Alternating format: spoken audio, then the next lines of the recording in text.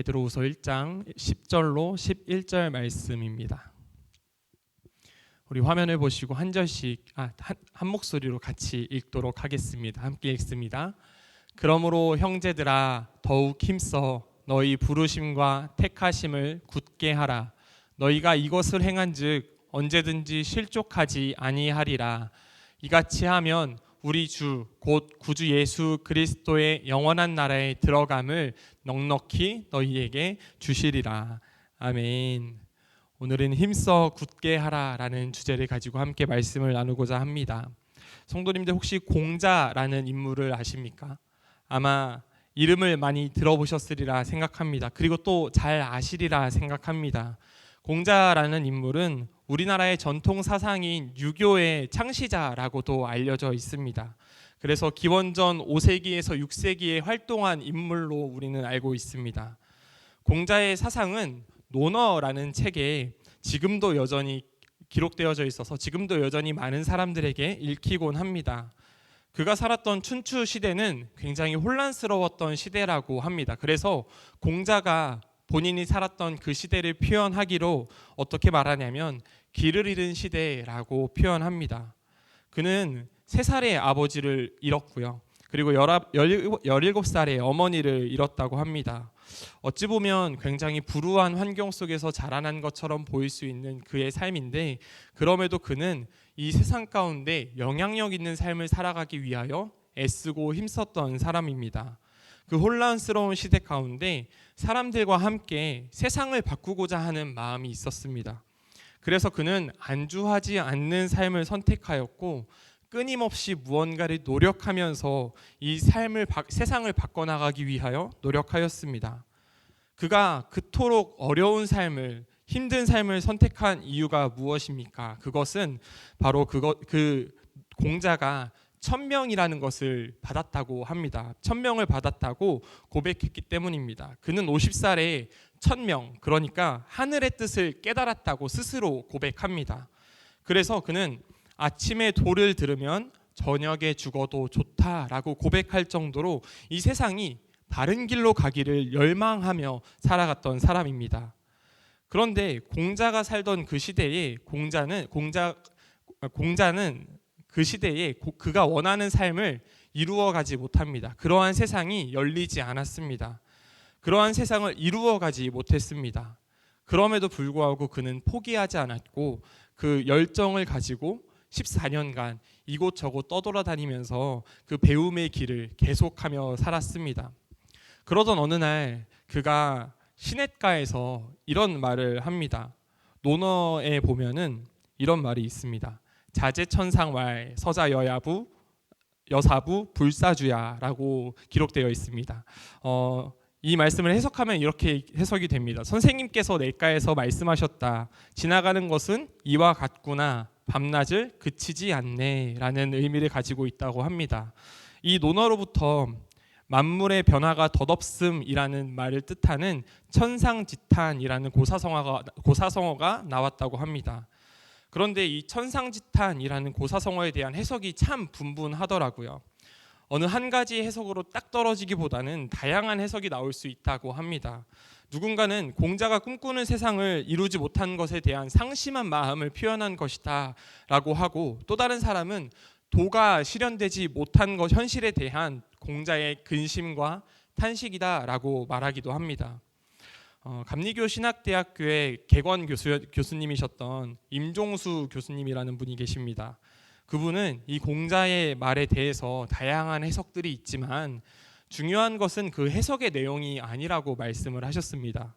공자가 흐르는 시냇물을 보면서 어떠한 생각을 가지고 어떠한 의도를 가졌는지 그것을 알기보다 정확하게 알 수는 없지만 분명한 것은 우리가 살아가는 이 시대의 시간은 흐르는 시냇물과 같이 그저 흘러간다라는 것입니다.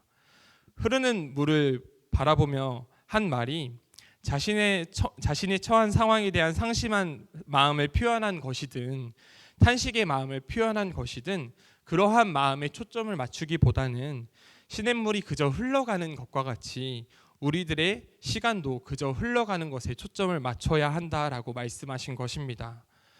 성경에서 흐르는 물 하면은 생명과 정화 그리고 재생의 의미로 드러나곤 합니다. 요한복음에서 보면은 사마리아 여인에게 예수님께서 찾아가셔서 말씀하시길 내가 주는 물은 그 속에서 영생하도록 솟아나는 샘물이 되리라 라고 말씀을 하십니다. 그러니까 끊임없이 솟아 넘쳐 흐르는 물이 될 것이라고 예수님께서는 말씀을 하시죠. 또한 하나님께서 모세를 부르실 때 이스라엘 백성들을 젖과 꿀이 흐르는 땅으로 인도하여 내실 것이다 라면서 모세를 부르십니다.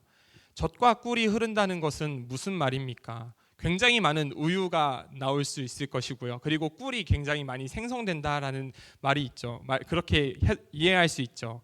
그런 조건이 되기 위해서는 풍요로운 땅과 아주 넓은 목장을 이루어야 할 것입니다.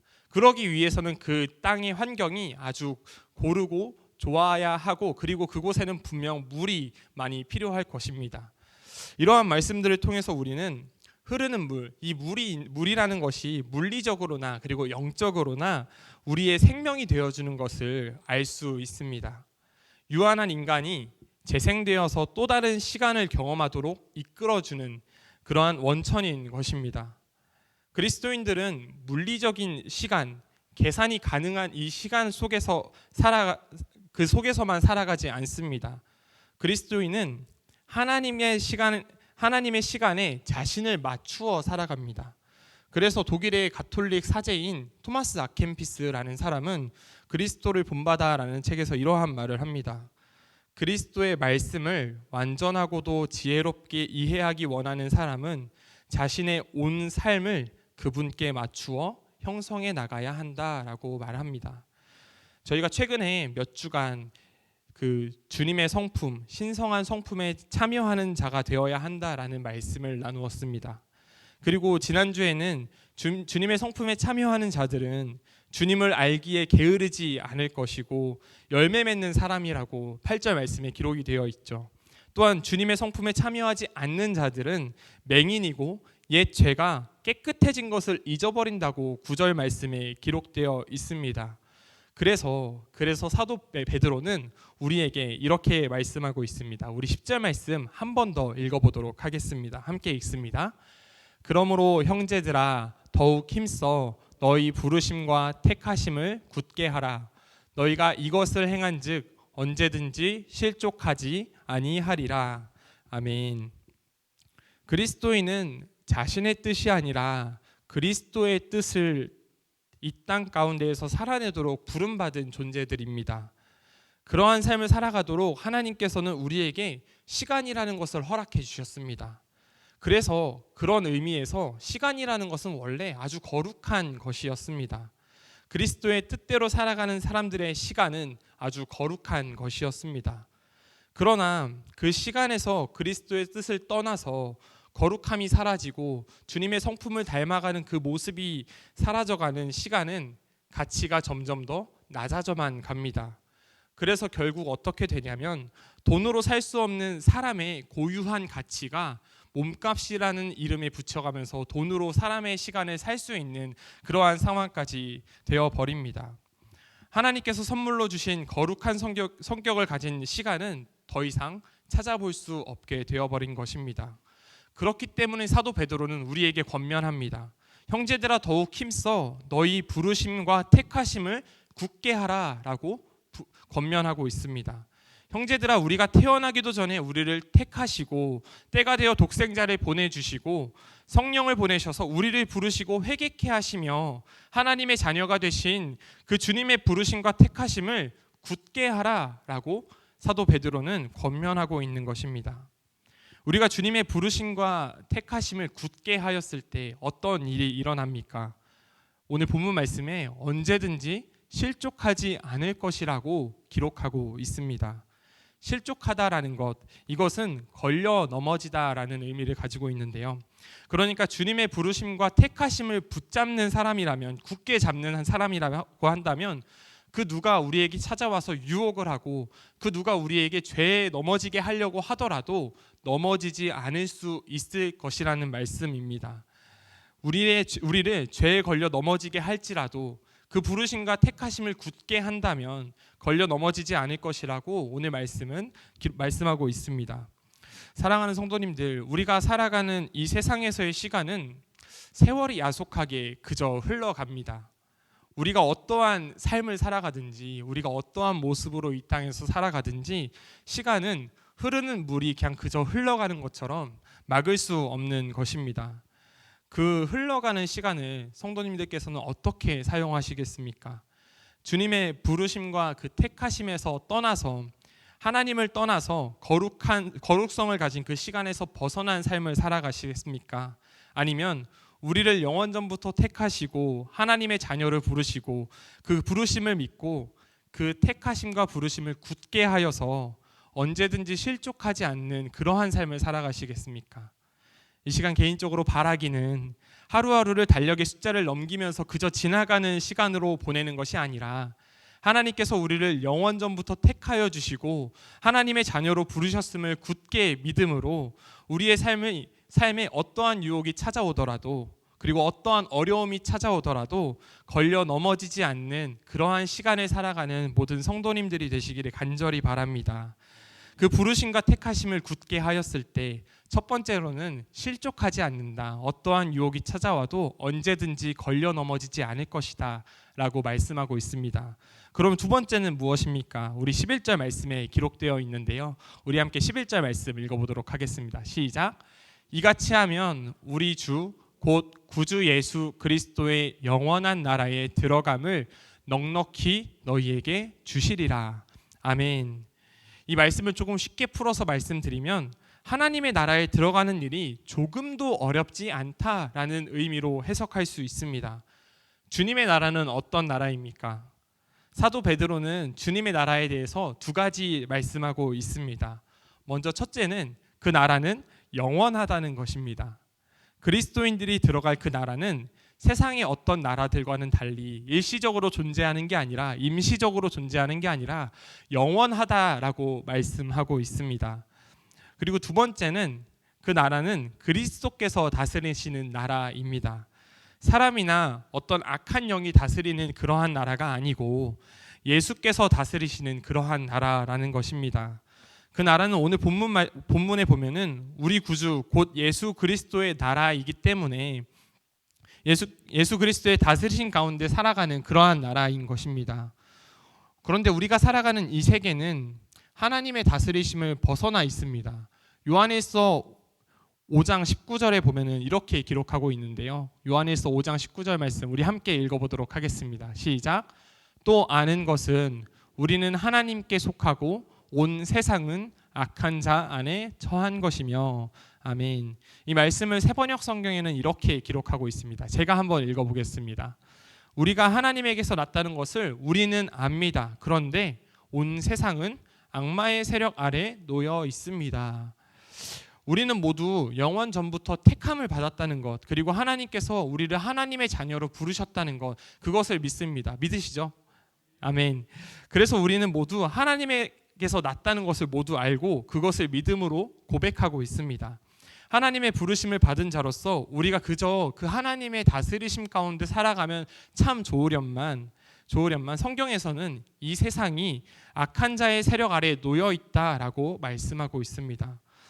그러나 하나님께서는 궁극적으로 하나님 당신께서 철저하게 다스리시는 세계, 하나님만이 왕으로 통치하시는 세계를 완성하실 것입니다. 오직 정의와 선과 자비로서 하나님이 다스리시는 그 세계가 장차 다가올 것을 믿습니다. 그곳이 바로 하나님의 나라입니다. 하나님께서는 그 나라를 적극적으로 만들어 나가시기 위해서 예수 그리스도를 이 땅 가운데 보내셨고, 그리고 예수께서는 마귀를 내쫓으시고 귀신을 몰아내셨고, 그리고 모든 병을 고치시며 악을 물리치는 작업을 이 땅 가운데에서 행하셨습니다. 그리고 그 사역을 사도들에게 또 맡기셨죠. 그리고 시간이 지나 그 사역은 우리에게까지 이어져 내려왔습니다. 예수님께서 맡기신 그 사역, 하나님의 나라를 이루어가는 그 사역을 우리 모두가 감당해 나갈 수 있는 저와 모든 성도님들이 되시기를 간절히 바랍니다. 오직 하나님께서 다스리시는 그런 나라, 정의와 자비와 사랑으로 충만한 그 나라에 우리가 쉽게 들어갈 수 있다는 이 사실은 너무나도 감격스럽고 어쩌면 너무 큰 은혜인 것 같습니다. 그러나 우리가 이 나라에 쉽게 넉넉히 들어가기 위해서는 한 가지 조건이 있습니다. 그 조건은 바로 앞서 말씀드린 부르심과 택하심을 굳게 하는 것입니다. 힘써 굳게 지켜야 하는 것입니다. 그럴 때 우리는 실족하지 않을 수 있고요. 무엇이 어떤 유혹이 찾아와도 우리는 실족하지 않을 수 있고요. 그리고 하나님의 나라에 넉넉하게 쉽게 들어갈 수 있는 것입니다. 이제 말씀을 정리하고자 합니다. 아까 소개해드린 감신대 개건교수이신 임종수 교수님께서는 이런 말씀을 하십니다. 그리스도인은 유한한 존재로서 이 땅에서 살아간다. 그러나 무한하신 하나님의 시간을 느끼고 그분 안에서 생명을 경험하며 그 생명을 이웃과 나누며 살아가는 것을 자신의 몫으로 삼는다. 그러기에 자신의 소유에 집착하지 않고 끊임없이 나누며 흐르는 물처럼 길을 떠나야 하는 하늘 나그네다라고 말씀을 하십니다. 오늘 말씀 가운데 부르심과 택하심을 굳게 하라라고 말씀하고 있습니다.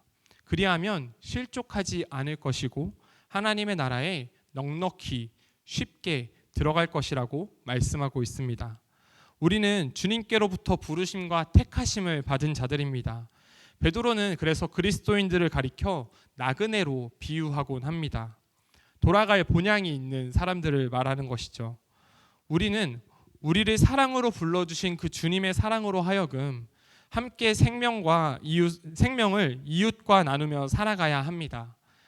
우리가 가진 소유에 집착하지 않고 흐르는 물과 같이 흘러가는 우리의 시간 속에서 주님의 부르심에 응답하며 주님의 뜻을 이루어가며 살아가야 합니다. 유한한 인생 속에서 그저 흘러만 가는 우리의 시간 속에서 영원하신 주님께서 우리와 함께 하심을 날마다 경험하는 우리 모두가 되길 바랍니다. 주님의 함께 하심으로 인하여 실족하지 않고 날마다 주님의 다스리심을 통한 주님의 나라를 경험하는 저와 모든 성도님들이 되시기를 간절히 바랍니다. 그리하여서 주님의 부르심을 날마다 힘써 굳게 지킴으로써 언제든지 실족하지 않고 어떤 어려움이 찾아오더라도 걸려 넘어지지 않고 그리고 또 주님의 나라에 넉넉하게 아주 쉽게 들어갈 수 있는 그러한 인생을 살아가는 저와 모든 성도님들이 되시기를 간절히 소원합니다. 기도하겠습니다.